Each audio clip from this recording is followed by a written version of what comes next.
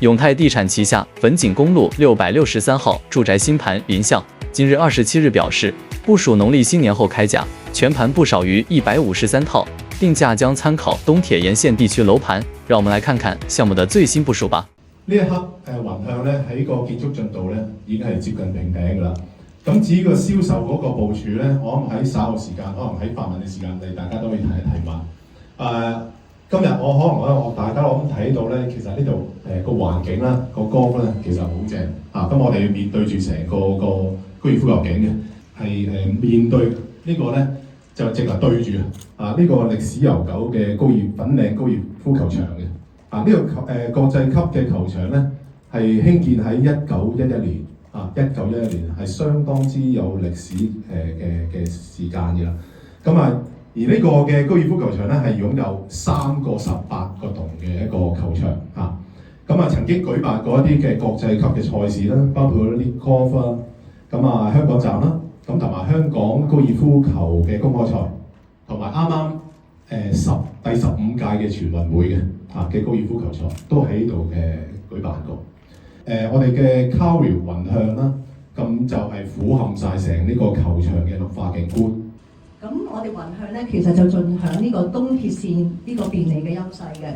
由我哋嘅項目行到去上水站咧，只係需要大約8分鐘嘅步程嘅啫。另外呢度咧可以一線咧就係貫通，我哋見到就係貫通去到深圳啦，直接去到我哋嘅金鐘，兩個最重要嘅一個金融核心。咁其實我哋咧亦係需要只要40分鐘咧，我哋就可以直達啦呢個金鐘站嘅。雲向咧整個項目咧就共提供咧就765伙嘅住宅單位，戶型咧就相當多元化嘅，包括咧就開放式啦，1房、2房同埋限量嘅3房單位。佢哋嘅實用面積咧就由196平方尺去到868平方尺。項目咧就主打咧就1房同2房嘅單位，分別咧就佔成個項目嘅58% 同埋30%。另外咧就雲向咧仲提供咗4個限量嘅空中特色戶。咁正如頭先我所講啦，咁其實咧雲向咧個建築進度咧已經係接近平頂嘅啦。咁而我哋嘅關鍵日期咧係講緊明年嘅3月嘅。OK， 咁其實約莫係1年後花到啦嚇。咁我覺得喺呢個時候咧，我都開始就而家1月尾啦，咁我開始一個啟動一個遠銷先啦。咁我諗預計咧應該係春節之後咧，咁最快嚇，咁我諗春節後咧係有機會開價嘅咁樣啦。定價咧其實方面咧呢個咧相當之難定價嘅即係好坦白咁講。因為咧佢企咗喺頭先我同事有介紹，佢企咗喺東鐵線。應該係享受到現有基建嗰個嘅成果喺度。咁東鐵線不嬲我都成日講喺咁多條地鐵線裏面咧，佢直接到位嘅，佢係直接係飛上去深圳，同埋直接落到去金鐘。即係點解話我哋係一個北創科南金融嗰個優勢喺度咧？佢係唔需要轉正。咁呢個東鐵線咧，佢已經係享受雲向已經係享受到呢個東鐵線嘅先天性嘅優勢喺度。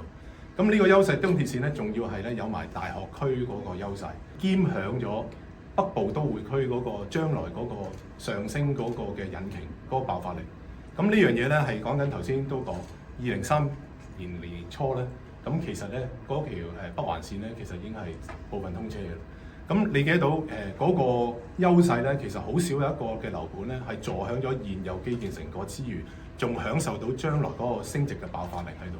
咁所以咧，我自己覺得就嗰個定位咧，我起碼我就先攞東鐵線嗰個嘅一啲嘅地區啦，我可能例如沙田大圍呢啲嘅價錢啦，嚟作一個指標先啦。嗱，而家一般個市場咧，一手個比例咧，視乎翻嘅區域啦，咁有啲可能去到40幾個 percent、50都有添。